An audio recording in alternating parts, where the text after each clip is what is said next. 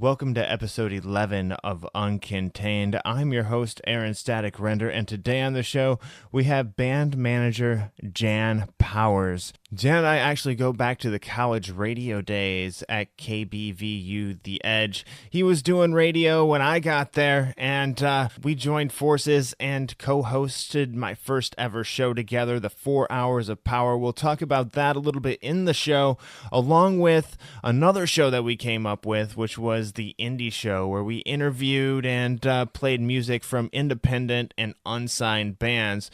So Jan has a lot of history with bands, playing in them, getting bands introduced to people, and now he's taken that step into the management role, and he talks a little bit about what that entails and what he looks for in a band when looking at a potential client to manage. So you will definitely want to listen to this episode. He also reveals another area of entertainment he'd like to get into. He'd like to start managing comedians. So if you're an up-and-coming comedian looking for a manager, maybe you and Jan would be a good fit. Jan is making his way across the country with the band The Danger Kids. He's doing their merch for him, which ironically is the way he got started out managing bands. Just a foot in the door, sometimes that's all you need. You should check him out at one of the tour dates and let him know that you heard him here on Uncontained. The tour starts off April 26th in Ohio, then heads out east to New York, and then down to Florida, Texas, out to the West Coast here in California mid-May, and then wraps up again at the end of May in Ohio. So you can get that on the Danger Kids website, and I'll put a link to that in the show notes for you afterwards. But right now, enough talk. Let's get Uncontained episode 11 started with band manager Jan Powers. What's going on, Jan? How you doing, man? Good, dude. So what's new, man? We haven't fucking talked in God knows how long. I know, man. I'm out in California now. I've been out here for 3.5, 4 years now. Nice. Where at out there? Up in the Bay Area. Nice. That's where the story so far is from. It's a band that I listen to. Oh, really? Yeah. They're pretty decent in size, man. I mean, they have like pretty good following. Right on. I guess the main thing about this podcast to me is like, what's the end game? The podcast is about partially bullshitting, partially, if you have something you want to promote, we promote it. I talk to you about what you do a little bit. And then also in my podcast, there's the aspect of, have you listened to any of them yet? Dude, I have not gotten a chance. You son of a bitch. I know, I'm looking it up right now. I'm going to subscribe. God. All right. Well, I asked like the bands and entertainers like what advice they have to give to upcoming people. Because I want to get interviews with bands and entertainers, comedians of all levels, because I think that the advice that the people at the top give you that have quote unquote already made it doesn't necessarily apply to the person just getting off the couch all the time. It may be a little bit over their head. Yeah, I'm actually taking a mentor course with Incubus's old manager Steve Rennie, and it's pretty much over now, but all of the stuff that he's telling me is like, cool, I get it. I should be working for a larger management firm out in LA. I should be doing that shit, but I always liked I don't know. It's an existential question, I guess, because you're like, do I leave the projects I'm working on? And like his advice is like, fuck yeah, you leave. But then it's like, dude, then there'd be no ground up success story. It'd be me sucking proverbial dick out in LA, being some guy's fucking assistant. You know what I mean? Maybe that's cool. Maybe that's what fucking managers are supposed to do. But I have no idea. Yeah, I think you kind of have like the artist approach to it still, though. Not just, I think what he's giving you is like the business approach, like fuck all the little people, go for yourself. You still like being in bands, and back from when we were in at Buena Vista on KBVU, working like trying to get bands exposure on the Indie Show and 4 Hours of Power and everything. Still want to bring something from the ground up. Feel like you're creating something instead of just jumping in and just making a profit off somebody else's work. I just don't even know. I don't even know what the right decision is. You know what I mean? Yeah, it's kind of like can you deal with giving up what you have right now, the bands that you're working with, to just make a paycheck? And if you're just making a paycheck, will that make you as happy as, trying to work with bands and bringing them up? It's even more than that. He says that if that's where all the action is. This is like stuff you don't get to see because you're not on that level. You know what I mean? So Yeah. I don't know. I guess let's just take a step back and like, do you do like the beginning of the podcasting, or are we in the middle of it right now? We've already started, dude. We've Oh already boy! started. All right. So this is my second podcast, and I'm goddamn. I'm always like, are we starting? And then the guy's always like, yeah, we're going right now. Anyway, I'll let you go ahead, man. No, go. You finish. Dude, You finish. I was just saying that I get so damn confused because usually, if I were having a podcast, I'd be like, all right, man, we're on now. We'll actually do a 3, 2, 1, and we go, and then but no, we're in the middle of it. You see, podcasts are a little bit different. I actually used to do like the intro, like, hey, we're sitting here with Jan Powers, band manager, and all that stuff. But with podcasts, you go back and you record an intro to it before, like that you play before. So you do all the intro stuff there. So you introduce like who they are and everything pre-show before you roll it. And that way you can actually go in the opening to the podcast. You can go back and talk about what you did talk about in the show. Just be like, hey, in this show, we talk about, how Incubus manager said you should sell your soul and sell out your bands. See, that's not what I'm saying. That's you know what I mean? Don't get shit twisted, brother. You know what I mean? Like, I'm just messing with goddamn, you, man. Old Steve will hear this shit and fucking strangle my ass when I come out there to LA. Here, no, I don't have anything against Incubus manager. You got to do what you got to do, man. And to me, it's like, do I go and do that and try to make that my mission, or do I continue to sacrifice quote unquote regular life for the next year or two to be the biggest in these bands' careers? And that's when we really hit it hard. That's just a question that I have to find out on my own way. And once I find that out, and I'm leaning towards like, dude, I don't want to be a fucking bootlicker, dude. Like, I fucking, run the show here, and it's going to be hard to fucking go from show runner to just regular runner where I'm getting people's coffee, and yeah. Damn, I really appreciate you wanting me to be on this podcast. I feel like it's just the new wave of communication, and a lot of people have stuff they listen to that's not exactly educational or what have you. And I feel like what you're doing on here is you're trying to let brand new people going into the industry get to hear from people that are on the verge, so to speak. Yeah, on the verge, some like closer to getting started out.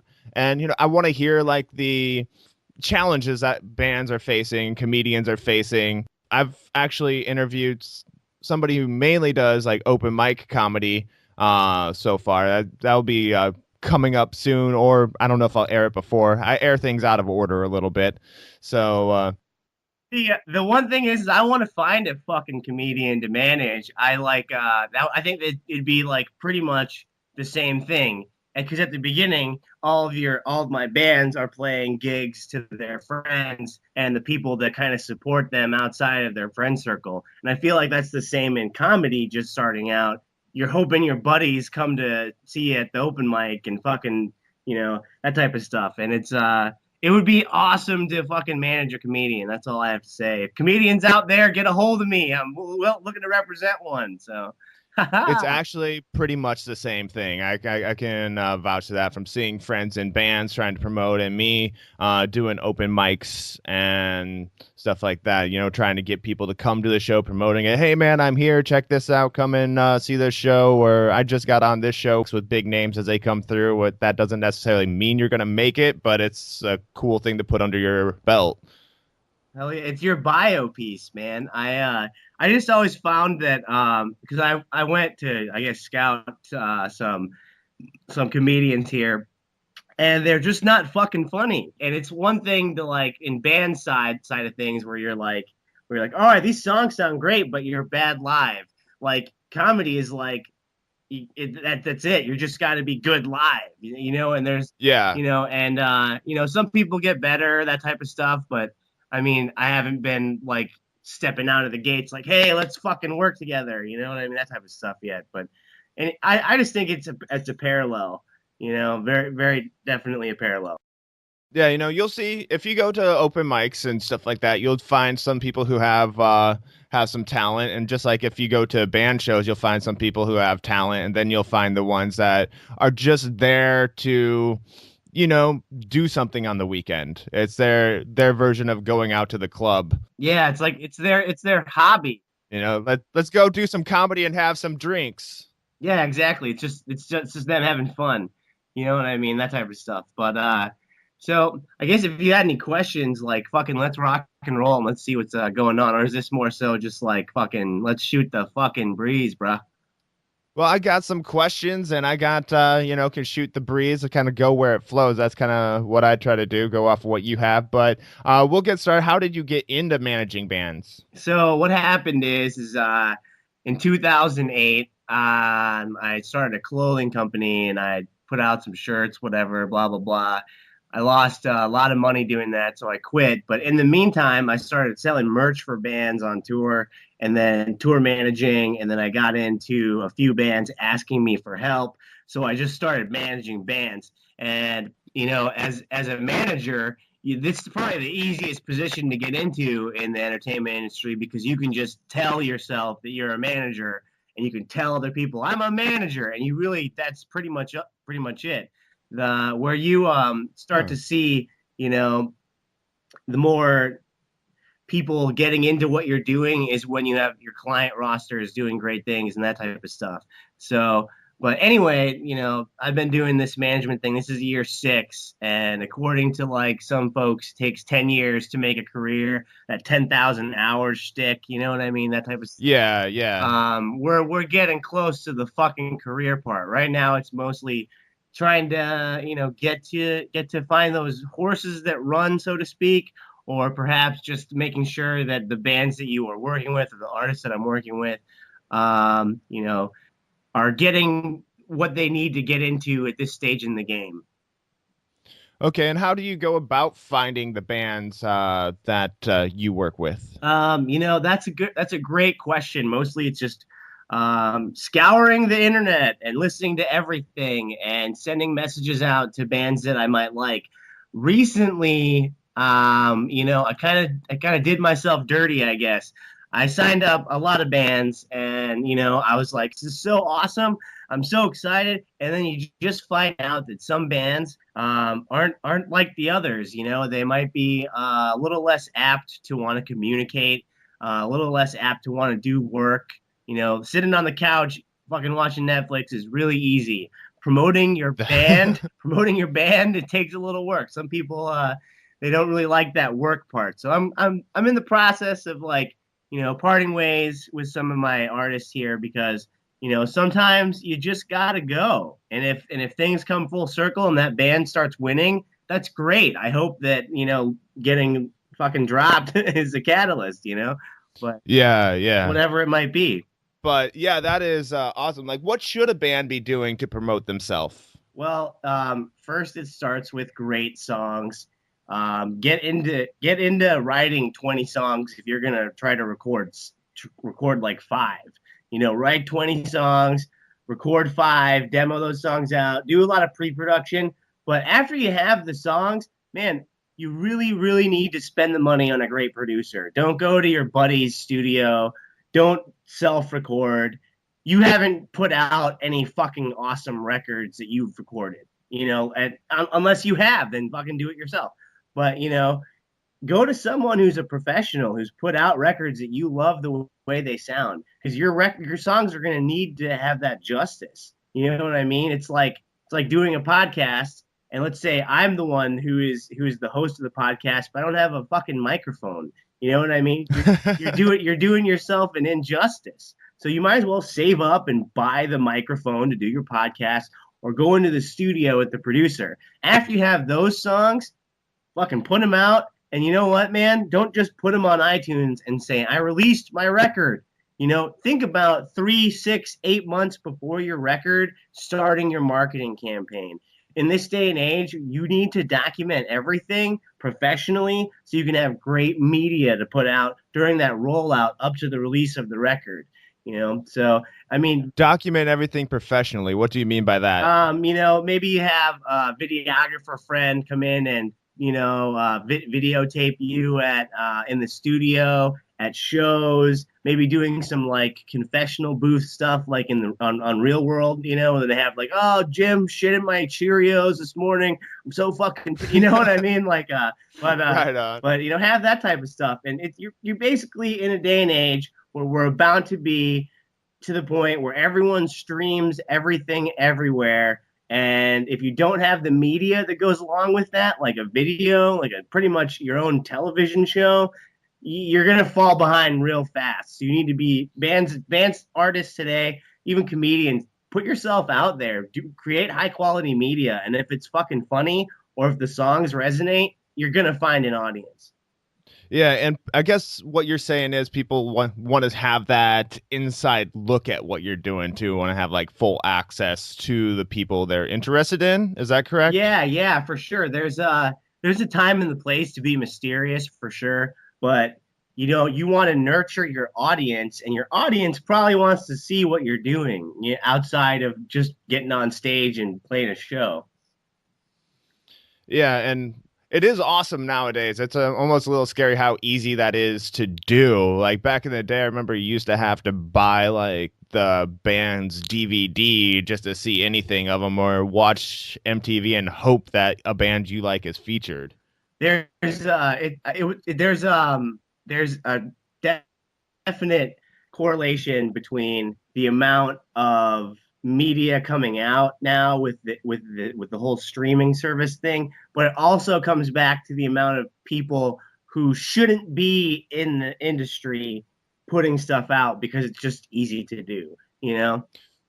Yeah, what do you do to have your bands or have your stuff rise above that stuff that's coming out that shouldn't be coming out? It's so it gets noticed. It's right now it's getting my bands together with the right producers. I will 100% say that a lot of the producers that worked with me in the past are great, and they helped us get to this moment where we're able to go to great producers. But now we're at the point where, let's go. If you want to work with the big boys and the record labels, all type of stuff, you got to work with the big boys in the producing side of things too. So let's take a couple of my bands, for example. We have Before the Streetlights. I don't know what the fuck I'm supposed to say or not say, so I'm the fucking manager. I'm going to roll with it. So I'm say whatever you want, man. You know what I mean? Before the Streetlights are going to go in the studio this August with Will from Cartel. And that's one of the bands that was around like 10, 12 years ago that absolutely reminds me of what these kids are, because they're 21 years old and they haven't put out a full-length record yet, So if we get them into the studio as someone of that caliber, great things are bound to happen through great work. We have another band called Caught Up in a Dream who's going to the studio with Ace Enders from early November and May. That's another same type of thing. I mean, Dylan from Caught Up in a Dream, his favorite artist is the early November. So it's absolutely phenomenal. It'd be like if you got to learn how to do podcasting from fucking Joe Rogan. You know what I mean? Like, yeah. It's the same thing. And on Monday, the Weekend Classic are going into the studio with Seth Henderson, who produced Real Friends and Knuckle Puck. And those two bands have influenced the Weekend Classic sound because these guys are just 20 years old. You know what I mean? They're fucking damn kids. stuff that I was listening to, like Failure, they've never heard of. They've never heard of Hum. You know what I mean? Those type of bands. And then we have Forever and Never going into the studio this July with Arun Bali from Saves the Day.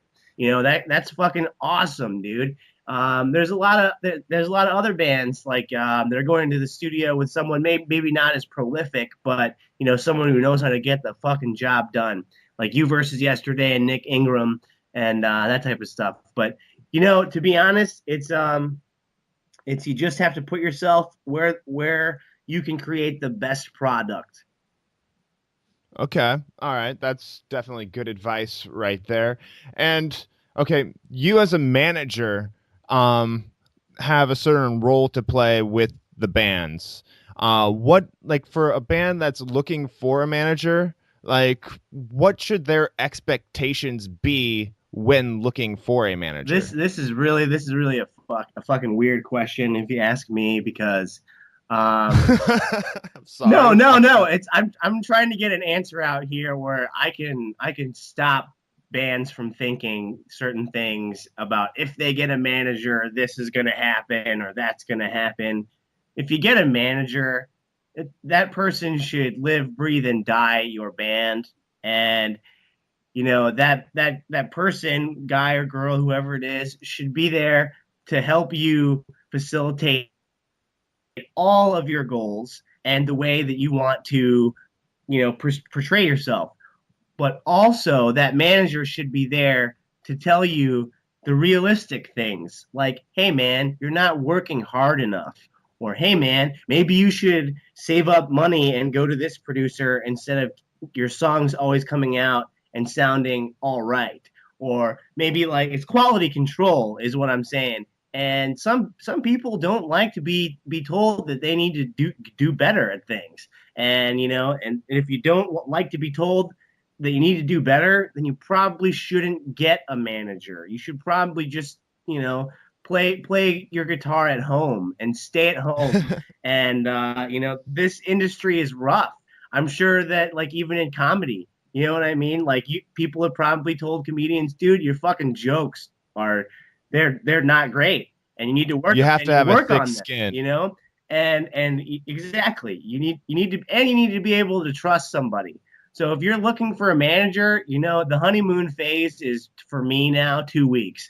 I know enough about a band after 2 weeks of working with them, whether I want to stick around or not. In that first 2 weeks that you have a manager on board, you should be hitting that manager up and badgering the hell out of them. What are we doing next? What's the plan? What's going on? What can we do? What's the calendar saying? Do we need to plug in some dates? We need to do all this stuff. We need to get on track. And a lot of bands go, I got a manager, he'll make everything happen, and I'll just get to sit back and write songs. That's not real. That's some bullshit if you ask me.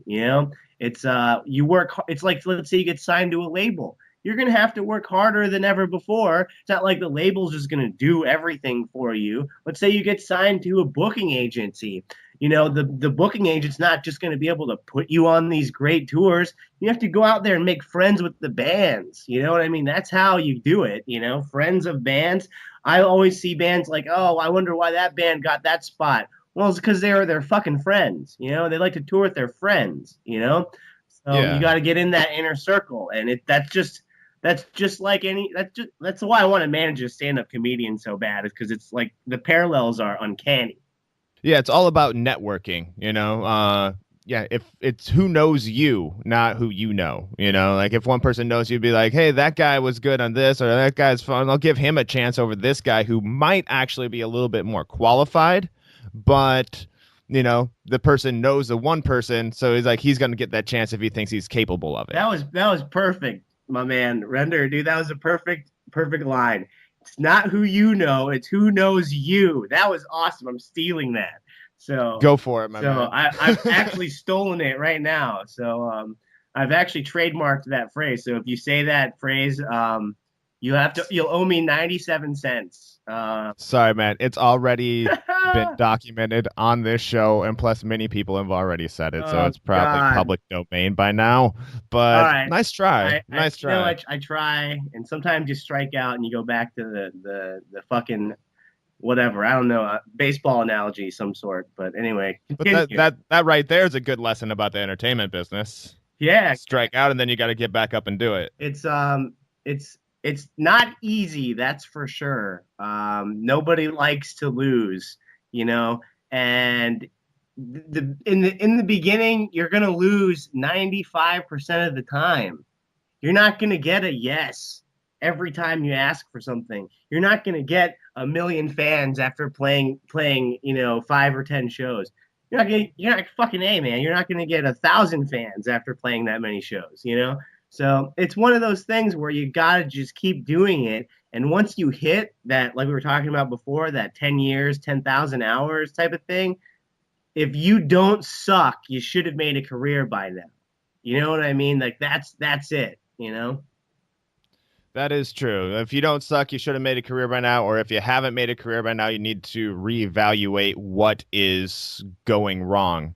It could be that you have the talent still, but are missing one of the key elements, like the promotion you were talking about. Exactly. It's you should be shamelessly promoting your content if you're good. If your buddies say you're good, that's cool, but they're gonna say that. They're gonna be nice. They're not gonna tell you, fucking Randy, you suck. You know what I mean? Like they're not gonna say that. They might if they're a really good friend, but if you have multiple outside sources from people that you don't know saying, "Wow, that's awesome," that's some kind of real world feedback you should drive after and continue to do it. A lot of the things, like I said earlier, I started a clothing company, like a t-shirt fucking graphic design business. And I did that for a while, and it's not that I was bad at it, I just didn't want to do it. So you might find a different side of the industry you want to work in. You know what I mean? So it's all about just trying as many things as you can and finding out what you truly love. Yeah, yeah. Was that Applicant? Yeah. Was that your clothing line? Oh yeah. You were actually working on that in like 2004, 2005 when we were at BVU. Where is my life? Oh my God. So that takes us way back. God damn, that's interesting. That was the days of a lot of smoking fucking weed and fucking hanging out and skipping class and fucking that was those were the days where I should have just stayed at home and not went to college. But whatever. Well, you found out a few things, and then you got a chance to work with bands with the radio station as well. You actually helped get me into radio. I did my first show with you when we combined our two shows of 4 hours of power. I those were the best days of my life. Like, even though I just said those were the worst days of my life, you know, those were some great times, man. Like that's why when I saw your podcast come out, and like, because we're buddies on the old Facebook here. Oh yeah. I was like, dude, this is awesome. I'm surprised it took so long for you to get into it, but I want to, after this we'll talk offline. I want to help out, like, all the in any way that I can to help make this podcast bigger, better, more awesome. That would be awesome, dude. I also like doing consulting things, and those things are just because I like to help people out, and I think that's one thing that a lot of people are really bad at. They like to help themselves out more than they like to help, them than the other person, that that if they teamed up, awesome things could happen. So, in all honesty, man, it's great to catch up with you, and it's great to be on the podcast here, and that type of stuff. But I guess let's continue on. Now, to go along with what you were just saying there, a lot of people who do just focus on themselves find themselves not finding other people wanting to help them later on. Like, helping people out is what gets people to come around and be like, hey, that dude helped me out when I needed it. I'll throw help his way now that he needs it. And that's kind of what this podcast is about, too, like helping out other artists get their voice out, then helping the artists that are wanting to start out in an entertainment business maybe take that first step off the couch. Oh yeah, it's all about getting out there and getting into the game. Like the old adage, you can't win if you don't play. You know what I mean? Damn lotto reference. I mean, don't play the fucking lottery. Jesus Christ. That's not what I meant. Like, I don't want people to go out there and go, oh, damn, the guy really, I got the Powerball. like, no, the lottery and sports, they're all made to train you to be a fucking slug. You know what I mean? I'm going to step off topic and get out of there real quick because I don't want to go down that rabbit hole of how humanity is fucked. Fair enough. Fair enough. Well, okay, we'll change the subject. We'll go back a little ways. Like you said, you got into management by doing merch for other bands. But how do you get into doing merch for other bands? Like what got you hooked up with selling merch on people's tours? It was that clothing company. I'd sponsored some bands, and I was just like, hey, do you think do you have a merch person? Or at the time, a merch guy. Now I think of it as a merch bitch, but I'm gonna go out there and be a merch bitch here for a minute here in May or in April and in May. I actually saw that on Facebook. I don't remember what band was that. Who are you going out with? They're called Danger Kids, and they're this generation's I would say Linkin Park. Hybrid Theory days. They're about to put out their media aura, I guess you could say. Their record's been done for a while. They're working on putting it out. I have no idea, to be honest with you, when or whenever it's going to come, but the fucking band is amazing. They're amazing live. I might happen to see you. We're out there in California for fucking 4 days here. So if you can make it out, it would be awesome, Yeah, I actually looked at the tour dates. It looks like it's mostly like Southern Cal, like San Diego. Los Angeles, San Diego, Anaheim, Orangevale. Yeah, that's all SoCal. That's probably about 8-hour drive from here. Damn it. What about, is Portland closer to you or what? Portland, Oregon. That's probably about the same actually. You need to get an off date tour in the Bay Area. We do have an off day on the 18th. Maybe we'll stay at your crib. Probably not. Maybe not. I don't know. It's a small apartment, man. It's not like the Midwest. You can't get a big apartment for like what I'm paying now for rent. My half of the rent would get a whole like big like 2-bedroom, 2.5 bath apartment in like Cedar Rapids, Iowa. It's the price you pay for people out there they're doing what you're doing. Like if I could afford, okay, so let's back up 1 second. I sacrifice just about everything to do what I do. And the one thing that I do sacrifice is being able to roll around in piles of money. And I just think it's because that you have to pay to get out there, and it takes people that aren't in the game, who don't want to be in it, it takes them out right away. They're like, I'd rather live in Missouri. You know what I mean? I'd rather, it's cheaper. But, I just think that I love it out there. I will make my way out there at some point. My heart kind of tells me to go and get a big win in Nashville first. That's just what my gut's telling me. Fuck, I could be wrong, but that's kind of it. Yeah, I don't roll around in the dollars out here anymore either. I like roll around in like $1 worth of quarters, and that's about as much money as I'm rolling around in. And like one of the quarters, it starts to be ends up missing, and you can't find it, and that type of stuff. I don't know where I was going with that. Let's go back to other things. From the sounds of it, you are going to a proctologist, but we're moving on. So.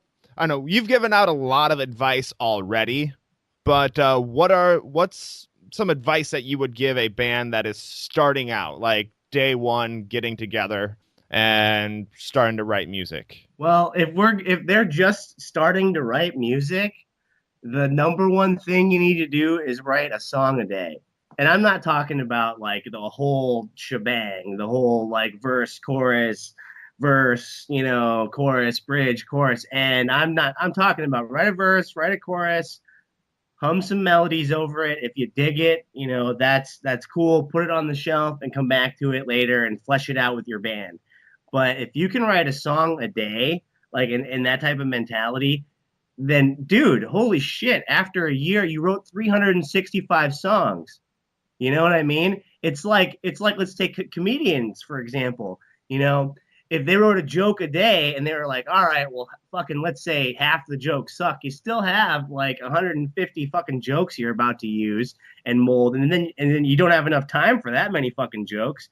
You know what I mean? You don't have HBO specials every year. You want to narrow, so it's like it's just doing the fucking work, man, and that's it. If I had advice to a band that's just starting out, do the fucking work. Don't be fucking lazy. Don't do anything that isn't considered work. So let's say your buddies go, dude, let's go have some drinks, man, and you're in the middle of a writing session and you're like, oh my god, I'm on fire right now. Well, fuck, I want to have a drink with Randy. Randy is another fucking example that I use because I don't have any friends named Randy. So I always use Randy as a name as like an imaginary person. But anyway, well, fuck, I'll go out with Randy tonight and have some drinks, dude. You were just in it right there. It's like, why not just take Randy? No, fuck off, dude. I'm in the middle of like making my career happen here, and if I go out with you, I won't have a career because you don't have a career in music or you don't have a career in comedy. You know what I mean? You just are a slug. You work for someone else, and you're not an entrepreneur. So I don't want to hang out with Randy actually anymore. I don't ever want Randy to call me. I'm gonna actually block Randy's phone number because Randy is a fucking friend that I don't need to have around. Because it's different when you have this aspect of your life that is an artistic thing. You need to surround yourself with people who want you to win and who are there to support you and you're there to support them. And if that's the only people that should be in your lives, people think that, oh, it's so hard to tell someone I don't want to hang out with them anymore because blah blah. No, just fucking tell them, dude, I'm on it. I'm on a mission to win.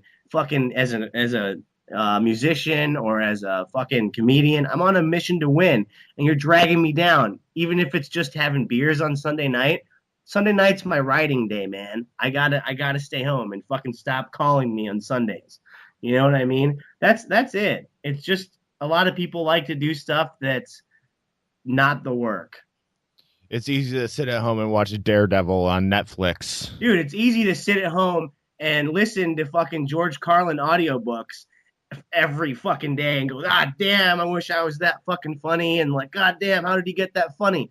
It's because he wrote all the time, every day. His whole fiber and his whole being was being a writer. You know what I mean? And like, that's it.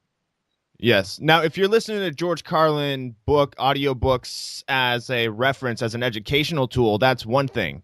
But if you're just doing it wishing that you were like George Carlin, that's another thing. If you do the listening to the audiobook and then writing jokes afterwards, dude, it's just then you got something. It's getting inspiration, getting inspired, and that's pretty hard too. Getting inspired is actually it's one of the things that I try to do for my artists. I try to get them inspired, and you really can only rally the troops up to a certain point, and then it's up to them to want to do it.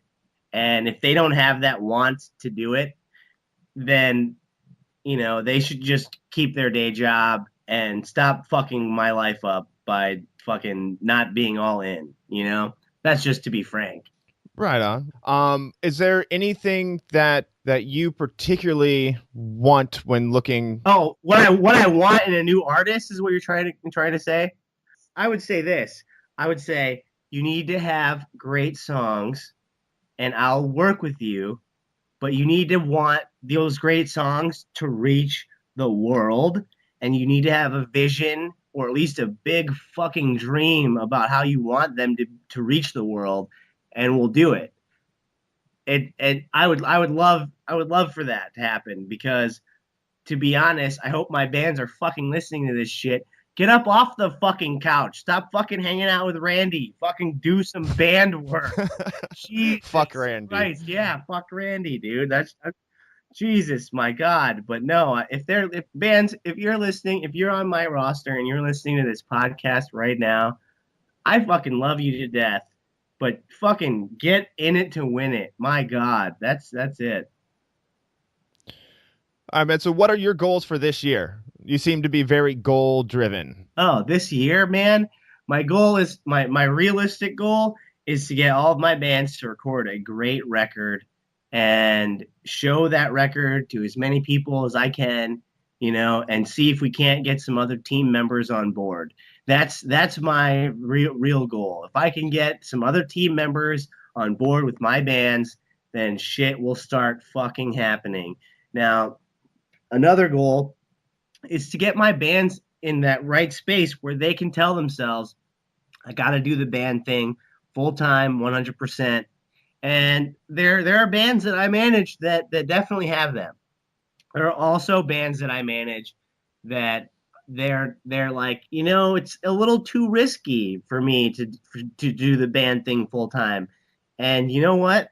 This whole industry is fucking risky. Get over it. Do it. And if you want to do it, fucking go out and we'll fucking team up and make sure that the risks are lowered. That's my job, to help you lower the risk and help you get into the right places so you can thrive.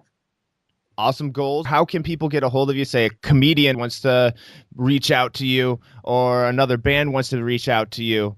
How can they reach out to you to become one of your bands or comedians? You can go to janpowersmgmt.com, and you can click on send a message and I will reply. I religiously check my email. So if you don't get a response, it's because I checked out your songs or your fucking material online and I didn't think they were good. Should they send you audio clips or video or anything? Send me anything, dude. I will watch a YouTube video of someone playing on their guitar. You know what I mean? Let's take comedians for example. I would watch a YouTube video of you in your apartment giving your fucking, your spiel, giving your gig online just to a YouTube video, no audience, because I'll fucking either laugh or not. I love comedy, man. I love jokes, and I love a well-crafted joke. So, if I think it's funny, I'm not the fucking comedy god or the music god, but like I like to think that I have good taste, and yeah, just send me anything, man. Fucking be creative. All right. And would you like press releases or anything like that, or like press that they have received, like just to show that they've been out there, or is that too much, or would you just find that online? Personally, I don't give a shit about press releases when I'm looking at new stuff. I do like crafting them and helping get my band's press and that type of stuff. But to be honest, it's all about the song or I, like I said, man, I don't manage comedians, so or the jokes. I would love to, but it's all starts with a great song or a great fucking joke, and you're like, dude, wow, you got something that could pull some people in here if we just put the marketing machine behind you, which is just creative ideas to expose you to a newer, larger audience. That's it. People like, oh, marketing, shut the fuck up.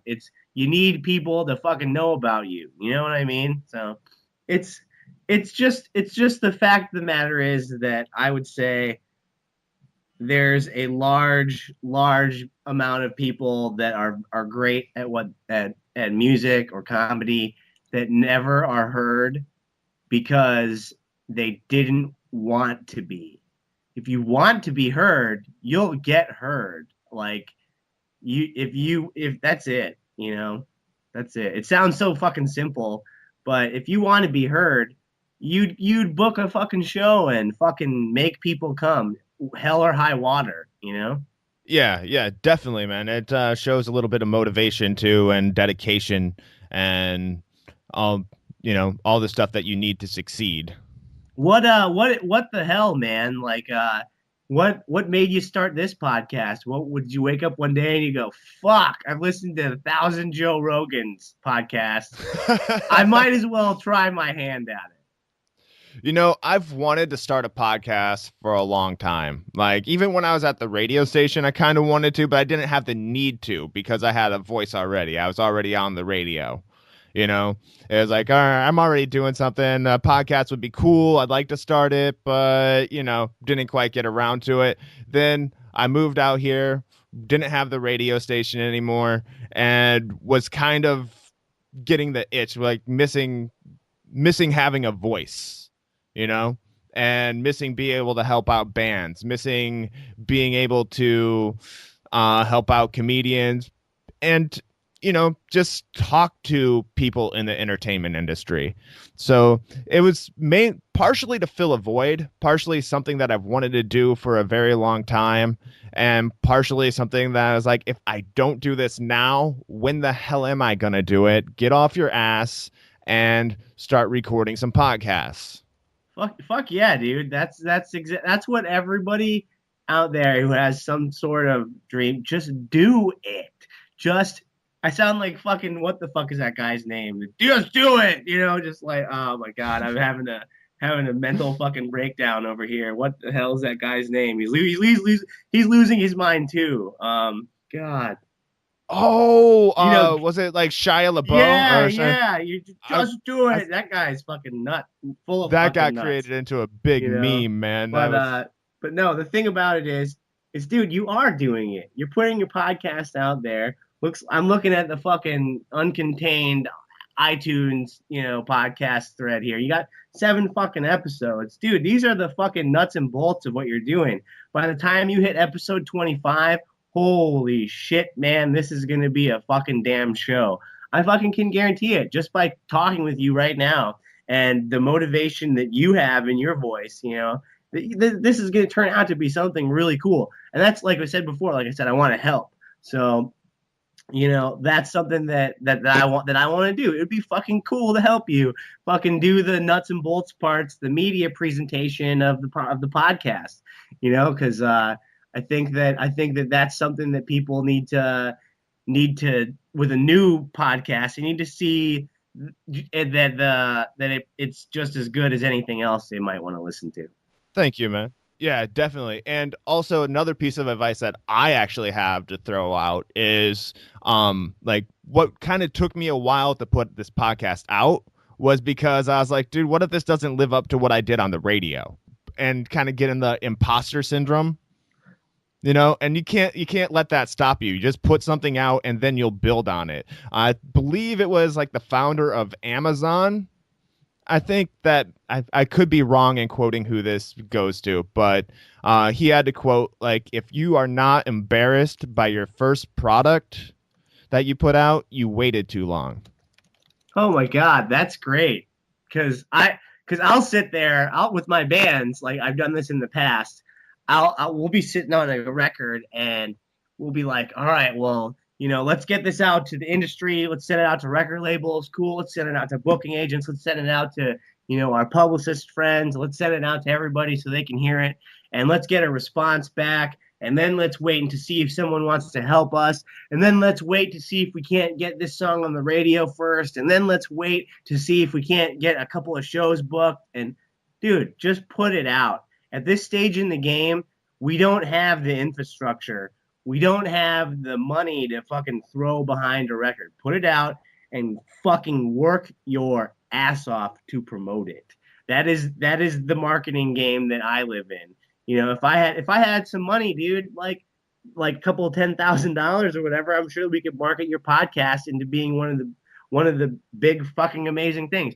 It just is like, you know, that's not real. You're not gonna fall into fucking Scrooge McDuck's fucking chamber of gold coins, you know. I mean? It would be nice, but exactly. But you got to do the work. So, man, I love this shit, dude. I really do. So that's why I'm really stoked to continue to fucking chat your ear off about how we can help Uncontained become one of the front runners, man. Like it says right here, inspired by Mark Maron, Chris Hardwick. You know, like those are fucking huge podcasts. All my buddies listen to both of those podcasts. I really admire their interviewing style. God, hell yeah. How they can just go in there and just like talk. Like what I do is I have like bullet points that I want to hit in case there's a lull in the conversation. But what my goal is to be able to just feed off of you, the guests, like get you talking about something. And then you're like, oh, I did this and this and this. And then it's like, oh, how did you get to that from this point? Go a little bit deeper.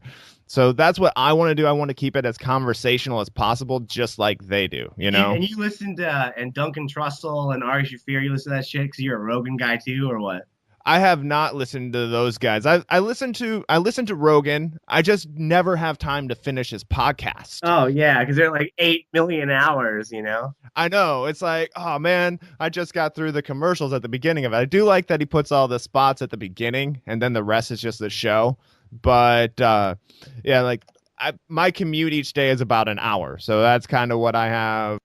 If you haven't, fucking go listen to Ari Shaffir, the 7-minute shit joke.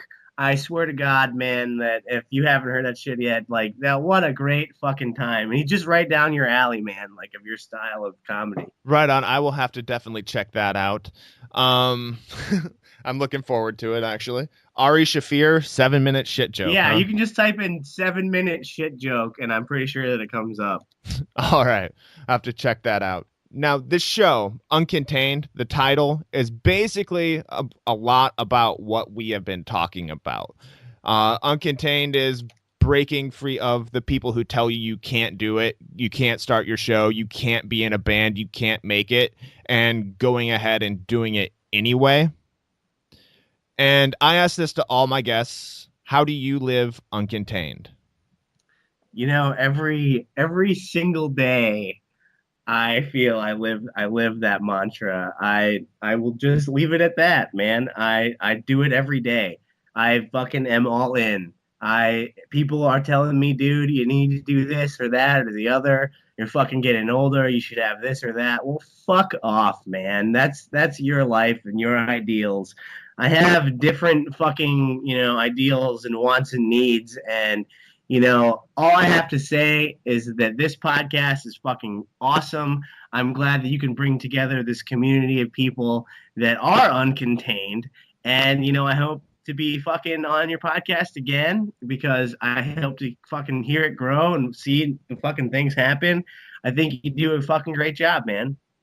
Well, thank you. And hell yeah, we'll have to have you back, Jan. And, send some of your bands my way too. Hell yeah, let's do it. We'll fucking have all my bands on this motherfucker. I'm not sure how entertaining they'll be, but we'll fucking find out. You're their manager. Prep them. Exactly. Here's one thing that I hope happens from this podcast is I hope that you have a great time. I hope a lot of people listen to it. You're one of the fucking nicest fucking dudes. I'm so glad that I got to do this today, fucking, because I fucking miss you, man. What the fuck? I'll have to come see you sometime. Yeah, as I said, get an off-date show as you come through the Bay Area, man, on your way up to Oregon. We'll have to hang out. Hell yeah, man. I guess I guess this might be the last of it here. So I'm gonna say my piece and then let you say yours, and we'll fucking wrap her the fuck up. I appreciate people who want to do something with all of their heart. And I appreciate people that go fucking all in and do stuff that, isn't really looked at as a traditional way to do things.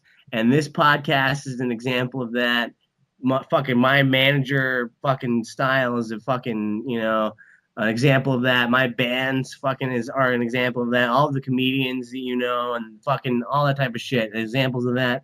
And, without people thinking outside the box, we would literally all be robots and automatons and fucking people who are just, well, I go to work, I go home, I go to bed, and then that's it. That's your whole fucking life, man. Like, fucking A, dude. Like, wake up, stop being a fucking zombie.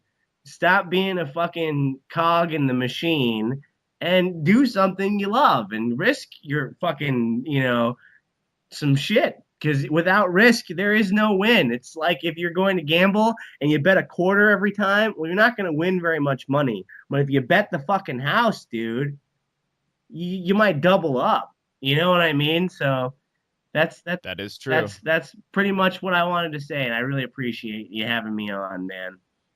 Yeah, I appreciate you coming on. You had a lot of great advice, and it was awesome catching up with you, Jan. Thanks again. Look forward to having you on sometime in the future. What's up? Do I call you Static, man, on this thing? Is that or Render or Aaron or All three of those work. Cool. If you want to do them in like all together or Aaron, Static, Render, whichever one you want to do, I'm fine with that. When I started doing some stand up, it basically went from just like the moniker Static to Aaron Static Render. So, it's all good either way. It makes it easier to Google because if you Google Aaron Static, there's a DJ named Aaron Static, like that does like house mix type stuff. If you Google like static render, you get like static rendering things for like computers. God, so you should Aaron get Static this. You Render. should get this Aaron Static on your fucking podcast. Like you should be like, oh, I'm trying to do an Australian accent because he's from Australia. All right, mate, you should come on my podcast. That's fucking horrible. But is he from Australia? Yeah, I'm looking at a SoundCloud right now. It says Melbourne, Australia. So, God, he's not really all. Well, some of his songs have like, holy shit, 58,000 listens. That's awesome. But wow. But in any event, man, I really appreciate it. Render, dude, you've been a really good friend for a really long time, and I'm glad we were able to link back up here. And like I said, man, fucking, I'm gonna badger you to get better at this podcast, just like a manager would, Awesome, dude. I appreciate that. And I want you to sign us off of the show today. Basically, just sign it off by telling people to live uncontained at the end. So it'd be like, this is Jan Powers, and you're getting me to do a promo. Cut a fucking promo here. Cut a promo or just sign off. I don't know. This is Uncontained Podcast, and I want you to know that if you don't live your life uncontained, you're fucking living your life inside of a fucking box. So fucking live your life, do what you want to do, and make fucking Uncontained Podcast part of your daily lifestyle, and it'll help you along the way. This is Jan Powers signing the fuck off. Aaron Render, I appreciate your time, and we'll see you in the next episode. Thanks again to Jan Powers for being a guest on Uncontained today. If you're a band or a comedian looking for a manager, I'll post his information in the show notes so you can get a hold of him that way. And as always, please remember to rate, review, subscribe, and share in iTunes or whichever pod player you prefer. Share it with your real friends and your digital friends. You don't even really have to know them. Just get out there, share it. Spread the word, and until next time, live uncontained.